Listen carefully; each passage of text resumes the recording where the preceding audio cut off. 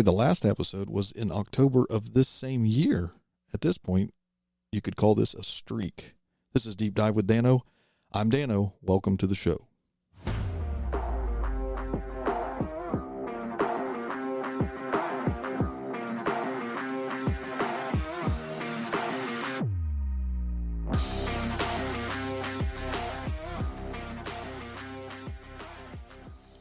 Hey, check this out. 2 episodes less than 3 months apart. It's pretty impressive. Not bad. That's pretty impressive. As you can hear, today is a first for the episode or for the show, and that is that I have a guest in real time. I don't know if you would believe this or not, but I have a friend, maybe just the one. But this is my friend Joel Keiser joining us today on today's show. He's going to give us a little bit of insight on the transition from the high school days to what it looks like now through college and now into the working world. So welcome to Adulting, Joel. I appreciate that. Won't you introduce yourself a little bit? Well, first things first, Dan, I'm very, very excited that I can be your one friend. So that makes me feel good. Doesn't get said a lot. Well, I'll gladly take that for you. But yeah, as Dan said, my name's Joel Keiser. I am 23 years old. I'm just graduating college this past summer. The Ohio State University. The Ohio State University. Went there 4 years. Now found my first teaching job. I know. My friends back home would kind of probably think it's crazy that I'm a teacher, but I am a teacher. Only your teachers think that it's crazy you're a teacher. Yeah, that's true. Very true. But yeah, I'm a teacher now in my first 3 months of teaching, and yeah, I'm excited where God's taken me so far. That's a little bit about me. Yeah, so let's talk about just a little bit. What do you think? So what year did you graduate high school? I graduated high school in 2020. That year. That year was interesting. Okay, we should start. Maybe we bleep that out like a censorship kind of thing. What year did you graduate? Beep. So everybody will know.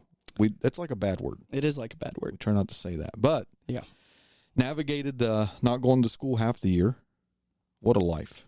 It made a big impact on a lot of the decisions I had to make in particular around that time. Right. So it definitely plays a factor on you. Yeah. Yeah, it messed with a lot of people, I think. But so coming out of high school, and for the background, if you don't know, Joel spent a lot of years in our youth ministry at our local church here, and has even come back and served as an intern in a couple of the summers. So what I'd like to start with now is just to talk us through, like, as a teenager that attended a youth group, was pursuing your faith, to getting into the college years as a young adult. What was kind of some of the differences you noticed? What were maybe new temptations or new trials that you were presented with, and how your faith played a part in some of that? I will say just the impact that being in that youth group had on me. And as I got into college and went on to it more and more, I didn't realize how much having that community and that aspect of things would play a factor in my life. A lot of temptations that came through that following that transition was I got into a couple groups of people where a lot of what they wanted to do was dealing with alcohol and being that part of the aspect of things, which led to relationships that were maybe not the most God-honoring, a lot of not-so-good decision-making, and I can always remember just getting to a point where I noticed, like, man, oh man, I even had, like, my family telling me, they're like, you haven't been to church in, like, a while. And my grandma, Dan, you brought this up the other week in church, how we all have, like, prayer warriors. My grandma is my prayer warrior through and through, and she's like, I never stop praying for you. I always pray that you never lose your compassion and your care for others, and that's something I feel like I still I've always had. Yeah. But like when I went to college, my relationships drove me away from my faith. Mm-hmm. And I didn't realize that until I was in a dating relationship. Things ended, and to go in not a whole lot of details, it ended pretty badly. Yeah. I didn't realize how much of an impact like the people around me were making, like the people that we put into our lives. I did not realize how much of an impact that would make on my life. Well, and oftentimes I think we miss the fact that we don't realize it because it's a slow fade. Oh yeah, right? time. Like it's the old story of, if you boil water and put a frog in it, it'll jump out immediately, Mm-hmm. right? But if you put that frog in water and boil it slowly, that frog will stay in there until it dies. Exactly. Right? Yep. Now, whether that's true or not, some people are like, it never happened. It doesn't matter. The story or the point. The moral of the story is that happens to us in our own lives. Oh, it does. Right? Like if the enemy come out in your life and said, here it all is, we'd be like, get away. Right? But I don't want that. It's a little bit at a time. It's slow. And then what you realize is you have a bad relationship or you go through a season or a struggle. And this is the biggest thing about relationships, I think, sometimes, is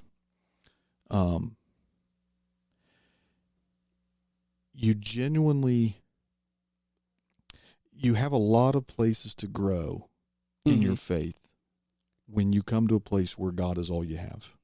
Yeah, you do. Right? I agree. Like when he's the only one you have, you can either run from it or you can embrace it. And you can embrace it and go, oh, all the people around me, they've been, maybe not fake people, but the relationships have been built on false premise. And I think, and even the Bible says, like, we don't fill your life with the things of this world. And I'll be the first to admit, like, I was a guy that did that. Like, I filled my life with things of this world because I wanted to have this group of friends. I wanted to be in this circle, so to say. But when it came down to a point where, like, you have your family saying it, or even, I just remember one day sitting there, my parents had been saying that, my grandparents had been saying that, and I go to church, and you give a message, and I just remember I'm sitting there, and I just break. I broke down. I was bawling, and I came up to you, and I'm like, Dan, I don't know what's going on. Like, I need something. I need to do something. Yeah. And I can genuinely say, like, you have been a big help for me with that. So I thank you for that. Hey, I'm glad God put me in a place to do it. And I mean that, in the most humble way. It is an honor, of just realizing, to be allowed. I don't think enough pastors understand the magnitude that when we get to be a part of teenagers or young adults' lives, we don't say it this way, but it's an invitation. Yeah. And that we should look at that in a more humble way, that we're being invited to be a part of that life and treat it, like that. But I'll say this is, it's good. I look back and talking about grandmas, it's amazing. My grandma never attempted to convict me. Oh, yeah, I agree. But I think she prayed God would. I would completely agree with you on that. Yeah. And they have the sweetest way of bringing the thunder in their comments. They do. Never stop praying for you. Like, I know what that means. There's a weight to that. I know you love me, and I know you're trying to be sweet, but there's a weight of that. There is a weight to what you just said, and it's like, Yeah, because listen, the people that love you and genuinely care for you genuinely want what's best. Amen to that. And they are the first ones usually that can tell something's sideways. Oh, yeah, big time. Something's not where it was or where it should be. Mm-hmm. And what's amazing, and I did this in my 20s, those are the people we avoid. Oh, no, I agree. Like, It's because we don't want to hear that. Yeah. We don't want to hear, well, you're going down this path. Yep. That's not the path you need to be going down. no one's told my grandma, but I know she knows. Oh, yeah. I know she don't know the details, but she knows something's not right.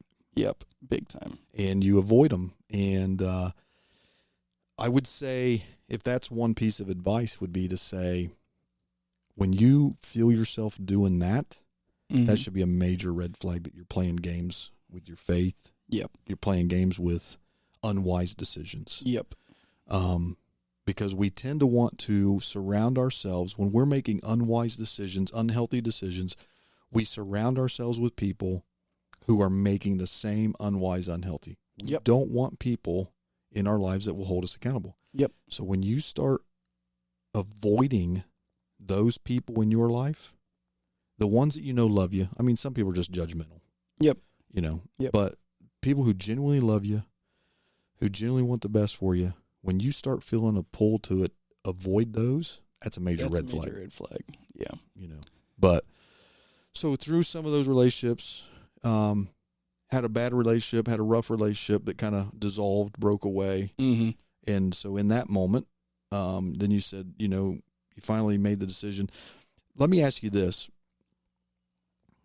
That first time coming back to church. Yep. After being gone for a while, and some people have just said, hey, you know, you haven't been in a while. Yeah. Was that an easy day? A walk from the parking lot into the church? Do you remember that? Or, like, was it easy? Did you find, like, yeah, no big deal, I just went? Or was there some kind of reservation? There was a little uneasiness because, like, I'd been making all these not so smart decisions, and I remember thinking to myself, like, how could God love a person that continues to push him away while also continuing down the path that you know is not the right path? Mm-hmm. So that was an uneasy thing. I was like, oh gosh, I was nervous. I'll be the first to admit it. I was nervous because I think another big thing with like especially our generation is we worry so much about what other people have to say. Sure. And I was worried about that. I was worried about just that mindset. Like, I don't know how God could love me for all of this that I've done. Mm-hmm. And even in this short amount of time. Was there ever, like, reservation about, like, what you would find or the reaction you would get going into the church? Not really. You know, what so-and-so might think, or what? A little bit. Like, I love the aspect of where we go to church because it's so welcoming, and also having your family there helps out a lot too. Yeah, that's so having them there made me a little more easy about going back. But there was still a little bit of uneasiness with it. Let me ask you this. What's one thing, this is going to be a tough question, I think. Ooh, fire away. I think it's a tough question to answer on the spot. Yeah. What is one thing you think or wish that youth group could have done to maybe better equip or prepare you in the faith realm or moving into your young 20s? Subject matter or, you know, approach to ministry. What do you think would be one thing, like, looking back over that? Was there something that you feel like would have better equipped you or better prepared you? That's a tough question to answer on the spot, I think. It is a tough question to answer on the spot. But I think one of the big things, and I like I said, one of the big things that I got into was the alcohol. That was something I got into. Mm-hmm. And being in the community that I was, and the surrounding communities, it was something that was, like, pretty accepted. And we really didn't, you know, nobody really cared. And because I will say, like I said earlier, the impact that it had on me was great. But after I got out of it, And I knew this group of people for 6-7 years. Like, that was the community I had. Mm-hmm. I think the big thing for me was that I didn't remember, which I should have, was that no matter where you go, there's going to be somebody out there that is willing to follow Christ. Mm. And that was something, like, when you get around a certain group of people, like, you don't think about. But I wish that was something that I would have emphasized more with my outside of church relationships. Right. Yeah. How much community matters. Oh, yeah. Right. Big time. And I'll be honest with you, I am thankful, because I think we got to be honest, being 20 something in small town USA, middle of the cornfield. Yep. The opportunities to walk away from your faith are abundant. Yeah, big time. You get exposed to a lot of new things. But to find a community of young 20-somethings that are on fire and passionate for God is very difficult to find. It is. And so you tend to lean towards what's easy. Yep. And so, well, these people are already here. I already have a history with them, so let's just go do what they're doing. Yep. And be where they're at. And then it doesn't take long before you're like, whatever, let's just have a good time to have a good time, you know? Yep. And so I am thankful that we have been able to take a good, solid, I think, core of people that have graduated with you and before you and since you who have had a desire to say, hey, we want to build a community definitely here in our area. And I think, man, I'm so thankful for that group that's been committed to that. And I think that's been a huge, it's been a huge blessing for myself too. Yep, definitely. To be involved with that. But that, I think, well, I guess I hope it's helped. Oh, because I think community matters. And it's good to walk into a room and say, hey, we're not perfect, but we're all trying. Oh, exactly.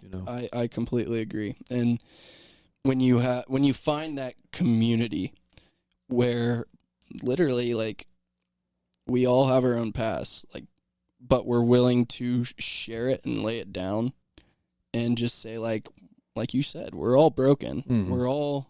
We all fall short, but we're growing at it. We want to grow at it together. Yep. When you find something like that, you want to grasp onto it more and more. Right. Yeah. Which, like you said, I'm very thankful for it. Well, it's good. It's always good to be in a place. It's always easy to feel like you're alone. Oh, yeah.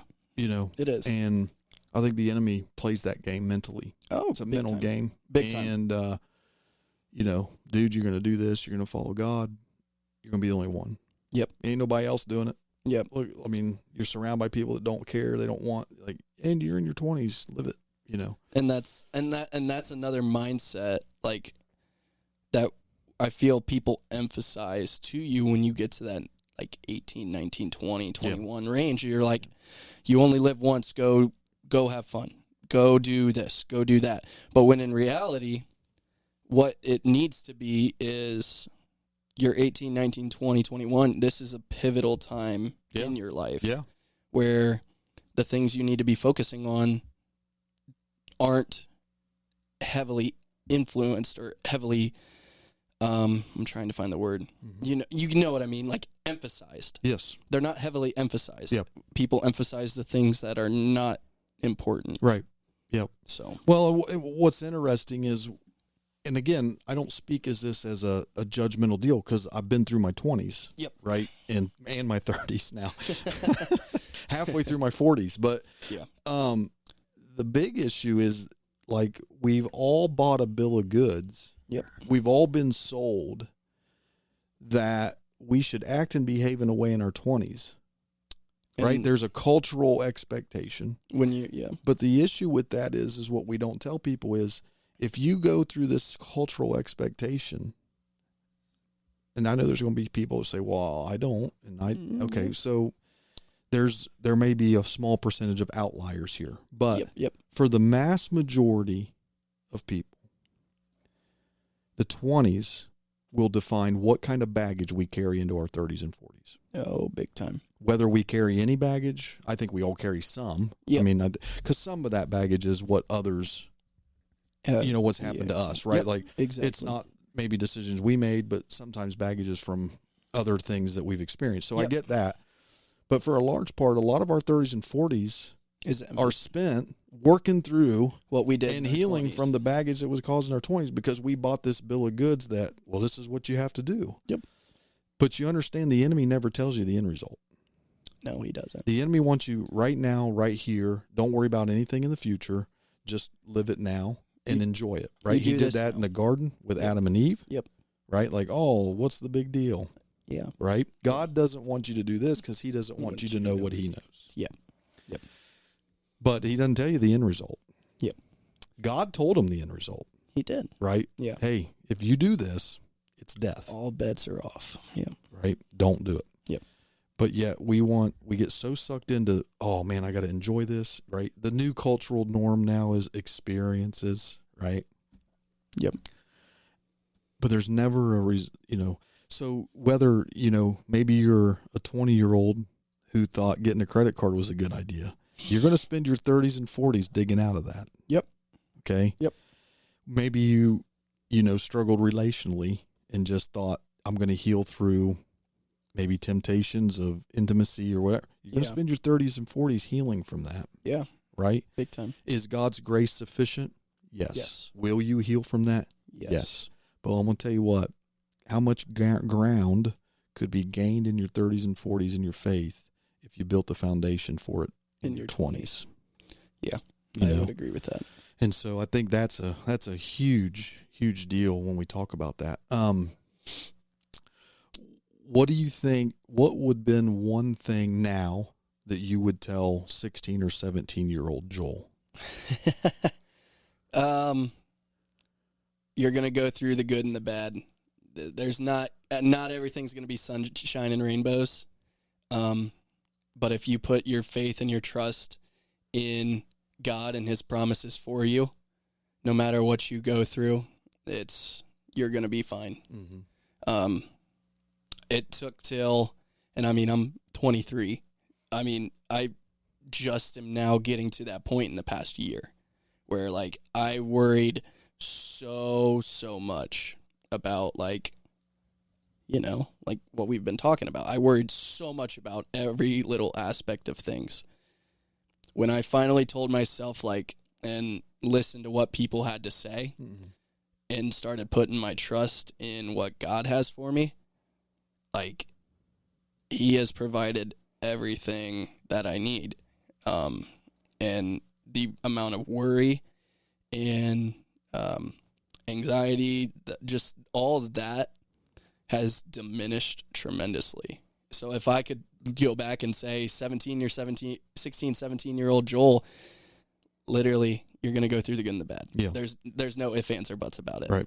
But if you keep your foundation on Christ and your eyes on Christ, he will give you exactly what he needs for his glory. Yeah. Let me ask you, looking back at your high school days, going into your senior year, and I know 2020, the bad word, kind of surrounded that a lot, but how much pressure did you feel? And again, people that meant well and loved you and all that, to have it all figured out. Walk us through that a little bit. Well, even I can get into what happened with the 2020 and everything. Heading into my senior year, I had made the decision I wanted to do physical therapy. Then I switched over to teaching, and I said, okay, I'm going to be a teacher. So now everybody's like, well, you need to figure out where you're going to college. You need to figure out where you're going to get your education done. So we emphasized that, saying, okay, hey, I got to get my college choice figured out. And my parents were like, you need to figure this out by December. I'm like, I just decided. So I decided in December that I was going to go to Toledo, and for education, and I had found a group of guys that I was going to run around with and everything, and then COVID happens, and the whole, you're not going to be able to go out and do a whole lot. You're going to have to sit in your dorms, and you're going to have to take these classes, do this, that, and that. And I'm like, nope, we're not doing that. So literally, I kid you not, August 1, I made the switch from Toledo to Ohio State University at Lima, where I finished all 4 years. Yeah, which was like, what, probably 2 weeks before classes started? Yep. So they threw me in. They literally threw me in to like 2 or 3, like 5 random classes. Yeah. And some of them were classes that I had already taken, but they're like, we can't really do anything. I would be interested.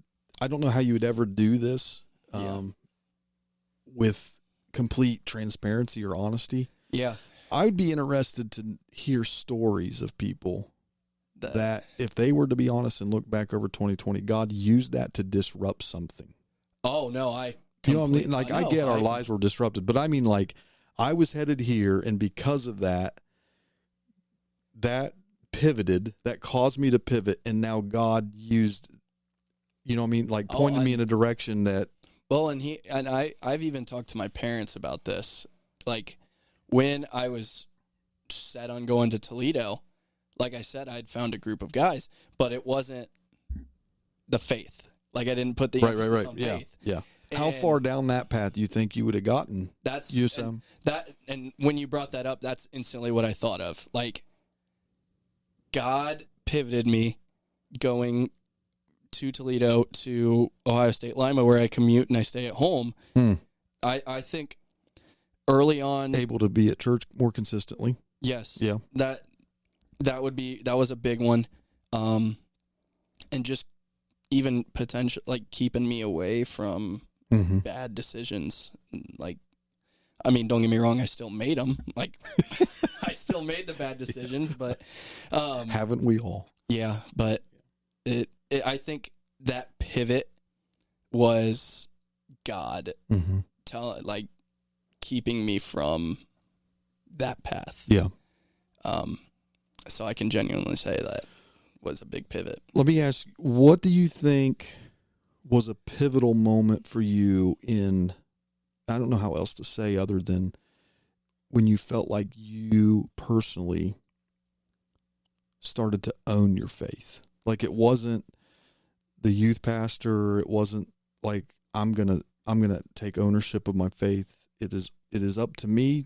You know, yes, these are all things that God will use to help. Yeah. But I got to own this. Yeah. You know, was there a pivotal moment that kind of pointed that or kind of dawned on you, or was it a series of events or a season? What do you think? I think it was the season post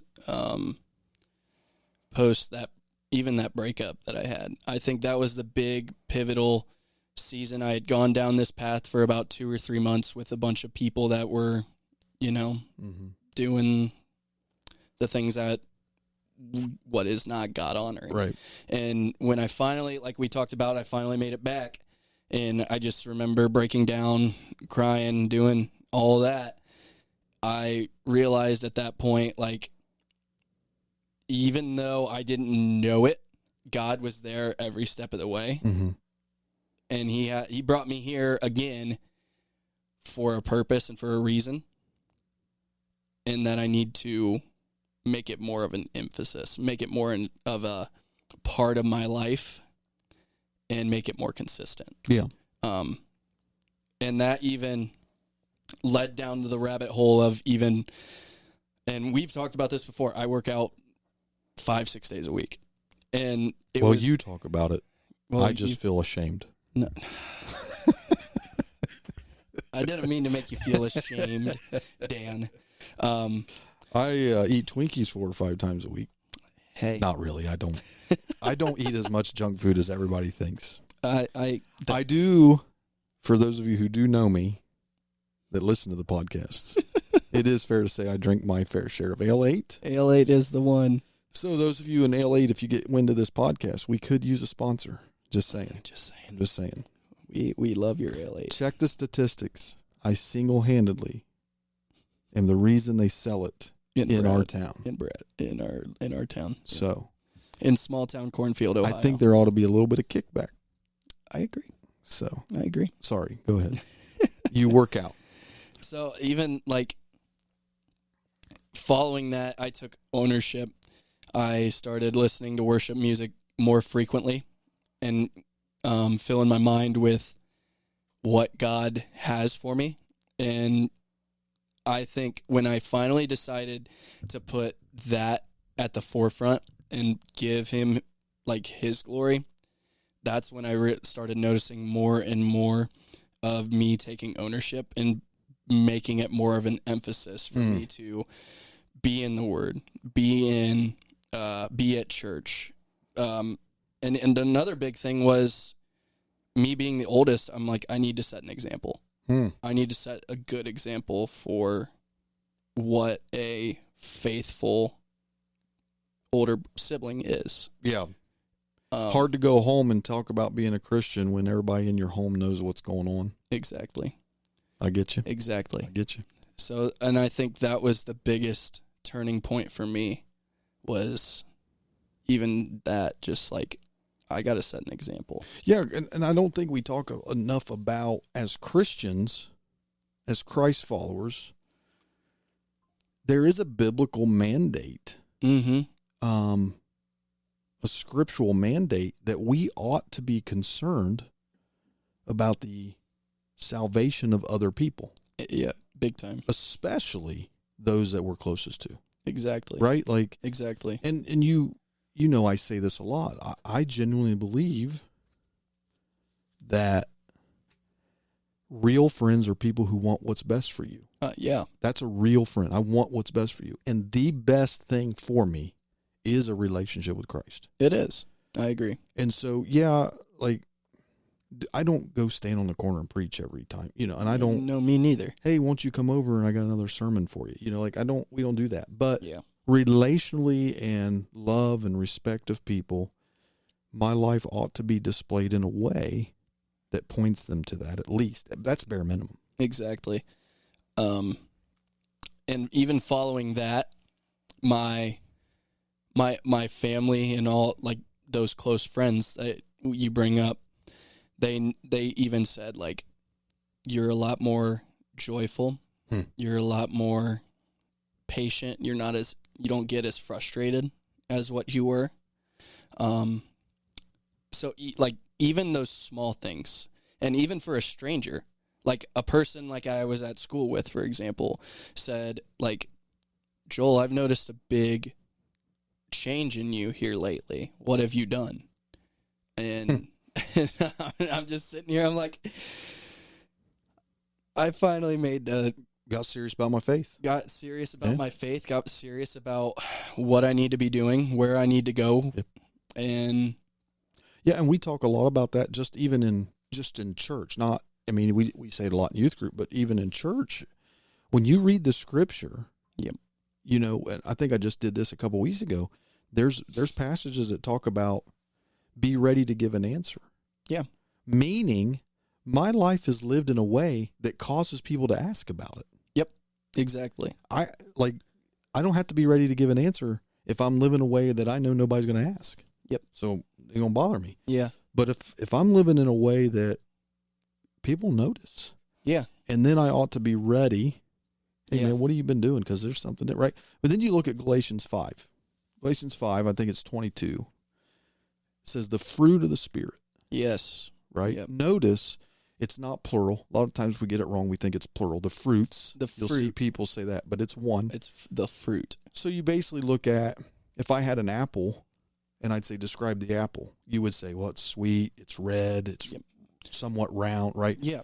That's how you would. So you talk about the fruit of the Spirit, or the evidence that Christ is in my life, and I'm growing in that faith. That's what the fruit of the Spirit is. Yep. Is described this way: love, joy, peace, patience, kindness, goodness, faithfulness, self-control. Yep. Right? That's the evidence. People look at that and say, man, there's something different about that, about that life. Yeah.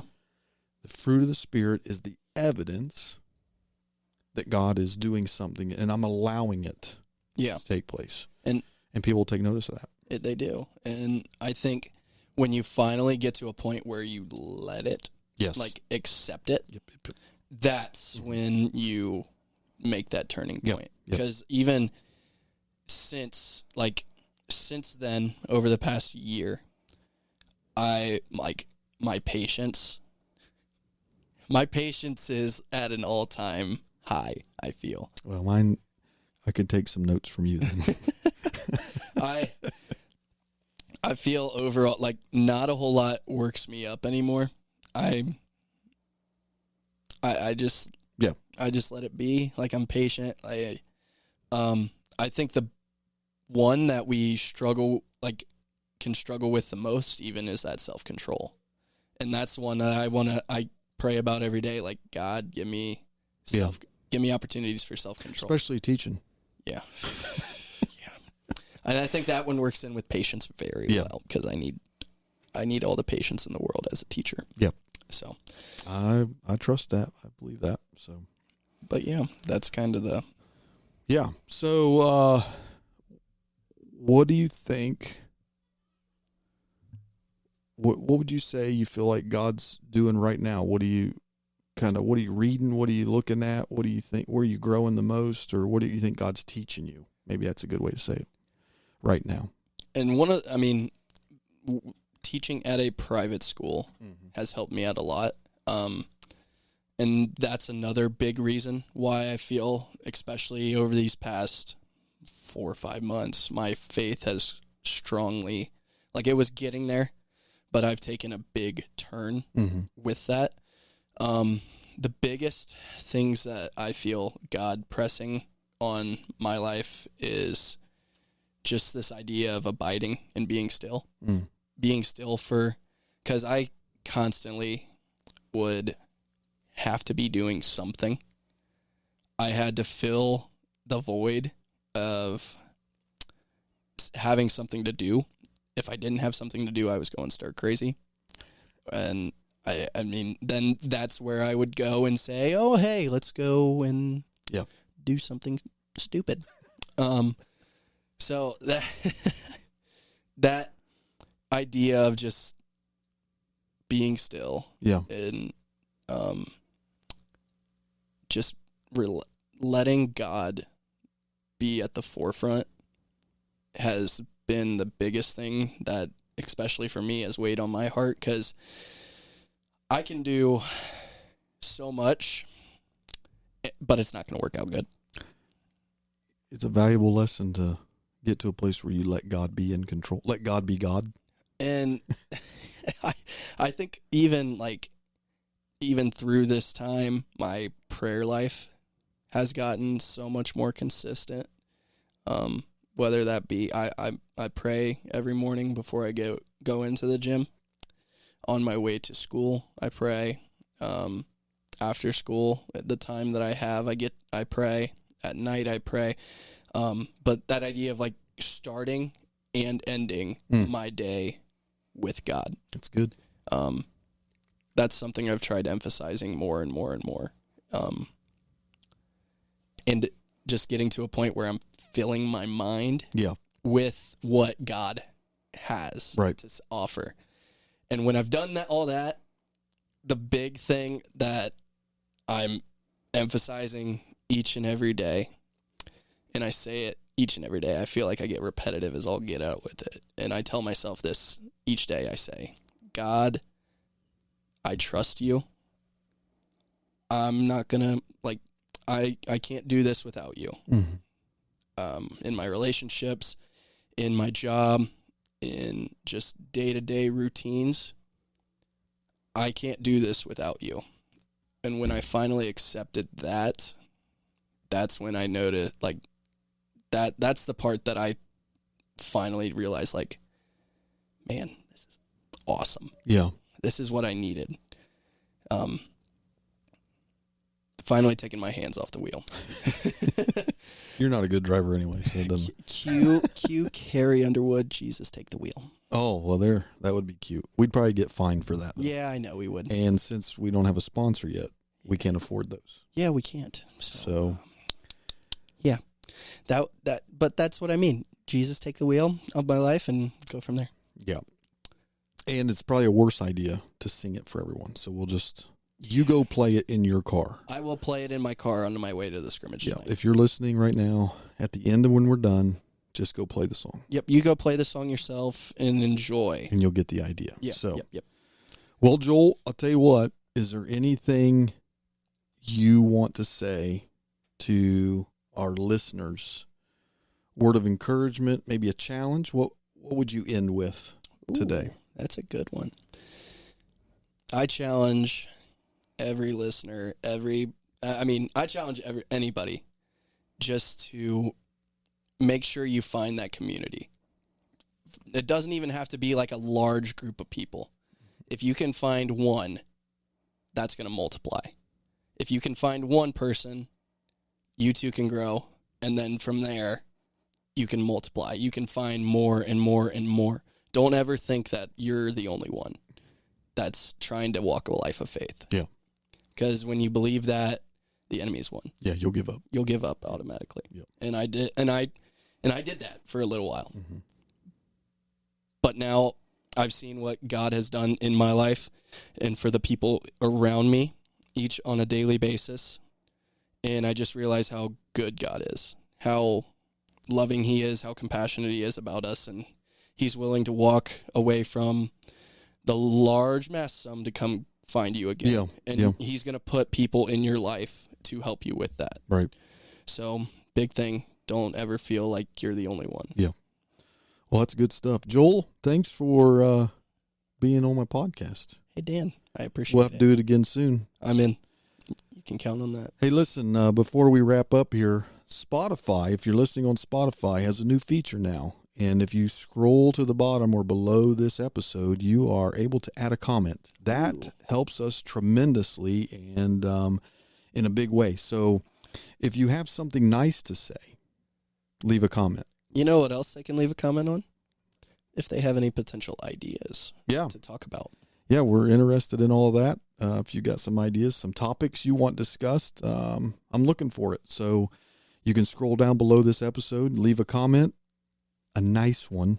Please. Please. Be kind. If you didn't like it, move along. Go listen to Joe Rogan. Who cares? But we do thank you. Thank you for listening to the podcast, and we will talk to you soon.